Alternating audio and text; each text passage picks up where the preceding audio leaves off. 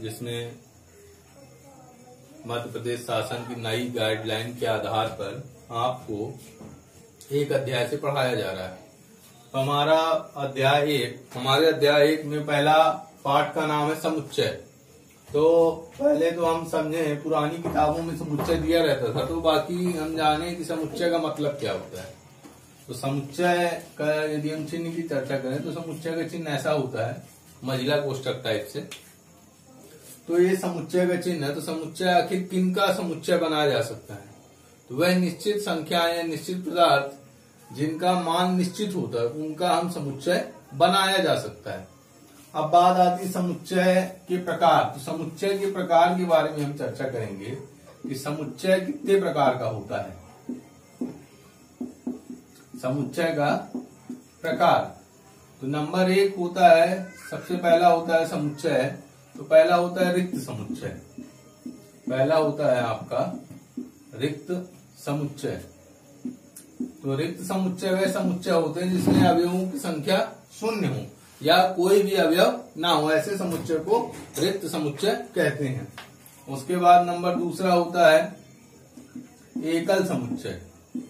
फिर हमला आपका दूसरा है एकल समुच्चय। जैसा कि नाम है से स्पष्ट है, एकल समुच्चय ऐसे समुच्चय जिसमें अवयवों की संख्या 1 हो, ऐसे समुच्चय को एकल समुच्चय कहते हैं। नंबर 3 होता है परिमित समुच्चय। परिमित समुच्चय ऐसे समुच्चय जिसमें अवयवों की संख्या सीमित होती है, ऐसे समुच्चय को परिमित समुच्चय कहते हैं। उसके बाद आता है चौथा नंबर होता है अपरिमित समुच्चय। अपरिमित समुच्चय ऐसे समुच्चय कहलाते हैं जिसमें अवयवों की संख्या सीमित नहीं होती। फिर लास्ट नंबर है समुच्चयों का समुच्चय। समुच्चयों का समुच्चय तो ऐसे समुच्चय जिनका समुच्चयों का समुच्चय होगा, ऐसे समुच्चय को समुच्चयों का समुच्चय कहते हैं। तो बात आती है समुच्चय। तो हम पहले चर्चा करेंगे समुच्चय क्या है। तो समुच्चय है किन्हीं ऐसी पदार्थों का, ऐसी वस्तुओं का जिनकी संख्या सीमित हो, उनको समुच्चय के रूप में व्यक्त किया जा सकता है। समुच्चय रिक्त समुच्चय है। समुच्चय के प्रकार में आएंगे तो पहला रिक्त समुच्चय। रिक्त समुच्चय ऐसे समुच्चय जिसमें अवयवों की संख्या क्या होती है 0 होती है या आगे कोई भी अवयव ना हो, वो कहलाता है रिक्त समुच्चय। उसके बाद एकल समुच्चय ऐसे समुच्चय जिसमें कोई एक अवयव होता है केवल, वो कहलाता है एकल समुच्चय। फिर है परिमित समुच्चय ऐसे समुच्चय जिसमें अवयवों की संख्या सीमित होती है, वो कहलाते हैं परिमित समुच्चय। फिर है अपरिमित का अर्थ होता है जिसमें अवयवों की संख्या सीमित ना हो। फिर है समुच्चयों का समुच्चय, मतलब ऐसे समुच्चय कि एक समुच्चय दिया फिर उसी समुच्चय में एक और समुच्चय बना दिए, तो वो कहलाता है समुच्चयों का समुच्चय। अब हम अध्याय में आएंगे आपके किताब में। तो आप देखिएगा किताब में जब हम आते हैं तो इसमें है आपका अध्याय 1 समुच्चय में हम चर्चा करेंगे। तो 1A प्रश्नावली में हम आते हैं। प्रश्नावली 1A में पहला प्रश्न क्या कहता है कि निम्न में से कौन सा समुच्चय है, कौन सा नहीं। जैसे प्रश्न क्रमांक पहला आपका है प्रश्न क्रमांक 1, इसमें क्या कहता है कि निम्नलिखित में से कौन से समुच्चय हैं। निम्नलिखित में से कौन सा समुच्चय है।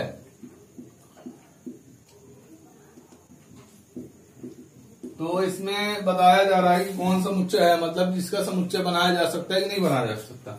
जैसे ए नंबर, पहले नंबर में कहता है कि 50 से कम सभी प्राकृत संख्याओं का संग्रह। तो 50 से कम सभी प्राकृत संख्याओं का संग्रह किया जा सकता है। तो मतलब ये पहला क्या हो जाएगा, इसका समुच्चय है, मतलब ये समुच्चय है। फिर नंबर बी, मतलब प्राकृत संख्याओं का समुच्चय बनाया जा सकता है भाई। 1 से लेकर 49 तक की जो संख्याएं होंगी वो आ जाएंगी। उसके बाद क्या कहता है, सभी विषम पूर्णांकों का संग्रह। तो सभी विषम पूर्णांकों का संग्रह किया जा सकता है। सभी विषम पूर्णांकों का भी संग्रह किया जा सकता है। अगला कहता है जे से आने वाले तो दूसरे नंबर में भी क्या हो जाएगा, समुच्चय है। फिर दूसरा नंबर सी नंबर कहता है आपका, कहता है कि जे अक्षर से प्रारंभ होने वाले वर्ष का महीनों का संग्रह। तो जे से कौन कौन से शुरू होते हैं, जैसे जनवरी, जून, जुलाई, तो 3 होगा, तो इनका भी संग्रह किया जा सकता है। फिर अगला कहता है भारत के 5 अधिक प्रतिभाशाली लेखकों का संग्रह। तो यदि कोई व्यक्ति कहता है कि भारत के 5 अधिक प्रतिभाशाली लेखकों का, तो लेखकों की संख्या निश्चित तो नहीं है। प्रतिभाशाली हमारी नजर में कोई और हो सकता है, आपकी नजर में कोई और होगा, अंगली की नजर में कोई और होगा, तो ऐसे का संग्रह नहीं किया जा सकता। तो ई नंबर में क्या हो जाएगा आपका, डी नंबर में, तो सी नंबर तक तो हो जाएगा समुच्चय है, और डी नंबर में हो जाएगा नहीं। सीधे सीधे नहीं लिख देंगे, हाँ नहीं से उत्तर दे सकते हैं। तो ई नंबर में कहता है कि विश्व के सर्वश्रेष्ठ 11 बल्लेबाजों का संग्रह। तो विश्व के सर्वश्रेष्ठ 11 बल्लेबाज हम नहीं बता सकते हैं, आपकी नजर में कोई और, हमारी नजर में कोई और, तो ये संभव नहीं है, इसका समुच्चय नहीं बनाया जा सकता। फिर कहता है आपकी कक्षा के सभी लड़कों का संग्रह। तो आपकी कक्षा में कितने लड़के हैं, इसका समुच्चय बनाया जा सकता है, 10 है, 15 है, 20 है, उसकी कोई ना कोई तो एक संख्या होगी। उसके बाद क्या कहता है, लेखक प्रेमचंद द्वारा लिखित उपन्यासों का संग्रह। तो लेखक प्रेमचंद के द्वारा जो उपन्यास लिखे गए उनका भी संग्रह किया जा सकता है। उसके बाद कहता है विश्व के सबसे अधिक खतरनाक जानवरों का संग्रह। तो विश्व में कितने खतरनाक जानवर है उसका संग्रह नहीं किया जा सकता। उसके बाद कहता है अध्याय 5 में आने वाले प्रश्नों का संग्रह। तो अध्याय 5 में आने वाले प्रश्नों का संग्रह किया जा सकता है।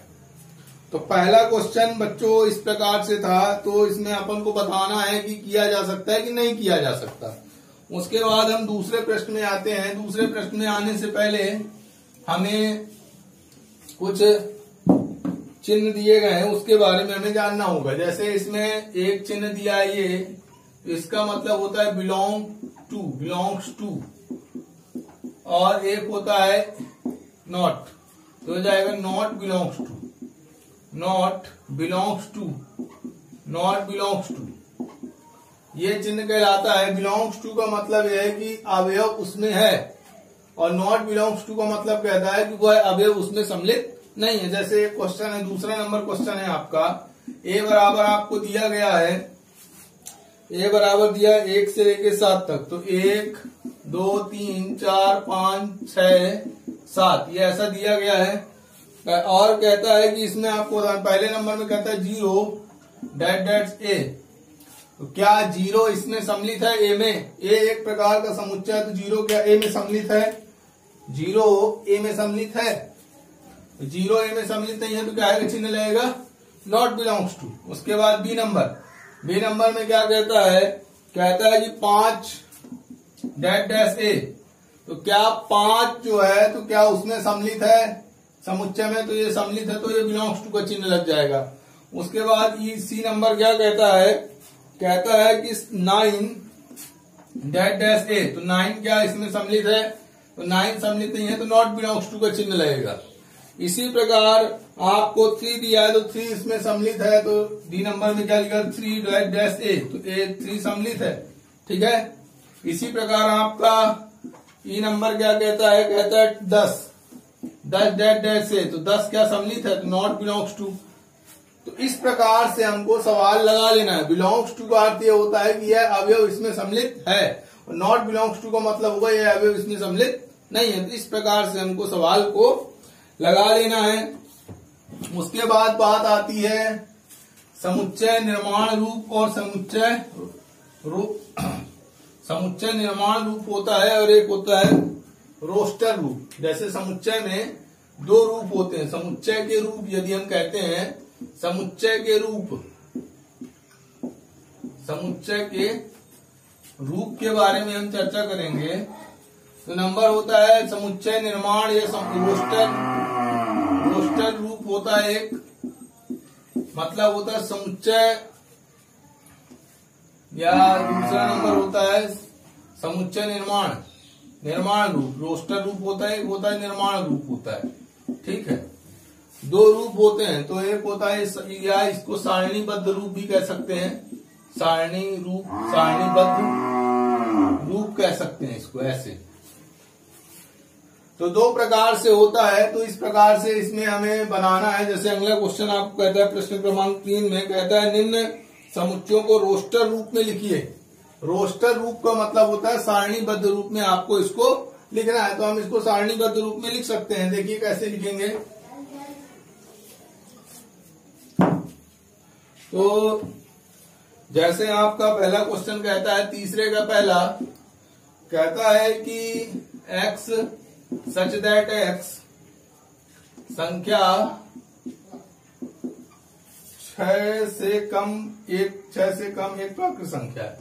6 से कम प्राकृत संख्या है। ये अभी किस रूप में लिखा हुआ है? ये लिखा हुआ है समुच्चय निर्माण रूप में लिखा हुआ है। हमें किस रूप में लिखा है? समुच्चय रोस्टर मतलब सारणीबद्ध रूप में। तो इसमें लिखा क्या हुआ है? कहता है कि 6 से कम प्राकृत संख्या 1 से प्रारंभ होती है। कहता है 6 से कम। तो 6 से कम क्या हो जाएगा? 1 2 3 4 5 ये हो गया 6 से कम। तो ये हमारी क्या हो गई? प्राकृत संख्या हो गई। उसके बाद ये पहला नंबर हो गया। दूसरा नंबर क्या कहता है? कहता है कि एक पूर्णांक है जो 3 से बड़ा x का मान, कहता है a बराबर x सच दैट x एक पूर्णांक है जो 3x 10 इस प्रकार से दिया गया है आपको। मतलब इसका अर्थ क्या कहता है कि x का जो मान है वो 3 से बड़ा है और 10 से छोटा है। तो हमारा आंसर क्या आ जाएगा? ध्यान देने की बात है। 3 से बड़ा है। 3 से बड़ा कितना है? 4 5 6 7 8 9 10 को लेना नहीं क्योंकि 10 से छोटा। तो 4 5 6 7 8 9 ये हमारा आंसर आ जाएगा। तो इसी प्रकार से हमें बना लेना है क्वेश्चंस को। इसी प्रकार से हमको क्वेश्चंस को हल कर लेना है और बड़ी आसानी से बन जाएंगे। कहता है एक सी नंबर क्वेश्चन कहता है, सी नंबर मतलब तीसरा नंबर है आपका।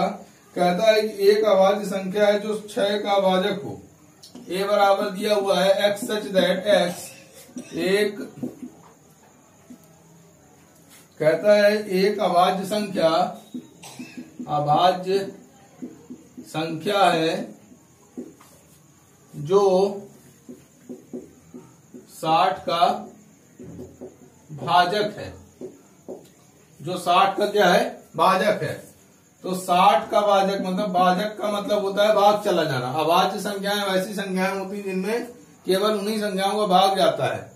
तो जैसे 2 एक क्या है? अभाज्य 2 किसी के पहाड़े में नहीं आता तो 2 आ जाएगा। फिर आता है 3 किसी के पहाड़े में नहीं आता पर 3 का यदि हम भाग करेंगे तो 60 कट जाएगा। इसी प्रकार आता है 3 के बाद 5 भी किसी के पहाड़े में नहीं आता। 5 का भाग यदि 60 में करें तो वो भी क्या हो जाएगा? कट जाएगा, भाग चला जाएगा। हम 6 की चर्चा करें तो 6 पहाड़े में आता है 2 के और 3 के। 7 की चर्चा करें 7 से कटेगा नहीं। 8 पहाड़े में आता, 9 पहाड़े में आता, 10 पहाड़े में आता है, 11 पहाड़े में नहीं आता परंतु 11 से कटेगा नहीं। तो इस प्रकार से केवल ये 3 संख्याएं ऐसी हैं 2 3 5 जिनसे अभाज्य संख्या के रूप में जिनसे हमें क्या करना पड़ेगा? इसका भाग दे देते हैं। तो इस प्रकार से आप लगा सकते हैं। अब बात आती है आपका अगला। ये हमारा कौन सा रूप था? ये हमारा था समुच्चय निर्माण रूप से सुरोस्टर। ये समुच्चय से मतलब सारणी रूप में हमने कन्वर्ट कर लिया। मतलब निर्माण रूप से सारणी रूप में हमने बना लिया। अब अगला प्रश्न, चौथा प्रश्न क्या कहता है आपको? अगला प्रश्न आपको कहेगा कि आपको क्या करना है कि समुच्चय सारणी रूप में दिया रहेगा और निर्माण रूप में बनाना, मतलब उल्टा काम करना। तो देखिए किस प्रकार करेंगे।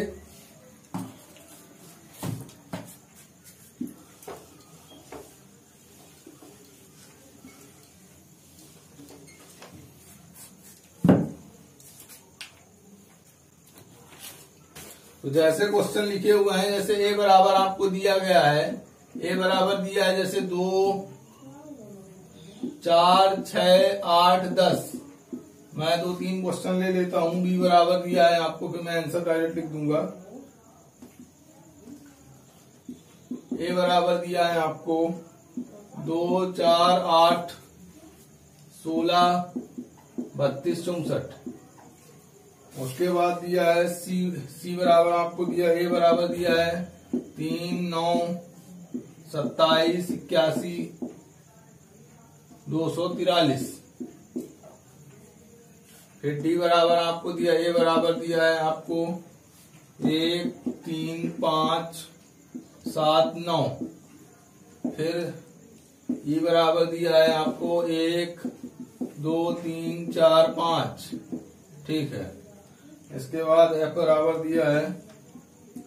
दिया हुआ है आपका 1, 4, 16, 1, 4, 9, 16 -10 100। ऐसा आपको क्वेश्चन दिया गया। हम एक एक करके सबके आंसर बताते चलेंगे, बगल में लिख देंगे। तो इस प्रकार से आपको हल कर लेना है। तो देखिए किस प्रकार से हम हल करेंगे। पहला क्वेश्चन क्या कहता है कि ए बराबर दिया 2, 4, 6, 8, 10।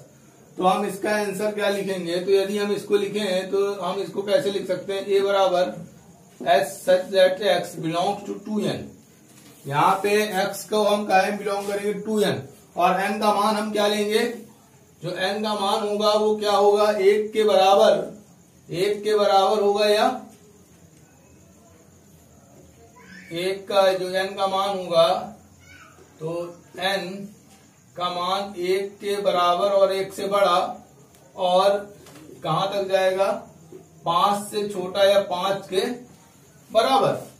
तो यदि हम 1 रखते हैं यहाँ पे ध्यान दीजिए, n बराबर हमने क्या लिया 1 के बराबर मतलब 1 यदि हम यहाँ रखेंगे तो कितना प्राप्त होगा 2 रखेंगे तो 4, 2 रखेंगे तो 4 आ जाएगा, 3 रखेंगे तो 6, 4 रखेंगे तो 8, 5 रखेंगे तो 10। तो मतलब n का ऐसा मान होगा कि 1 से लेके कहां तक जाएगा, 5 तक जाएगा।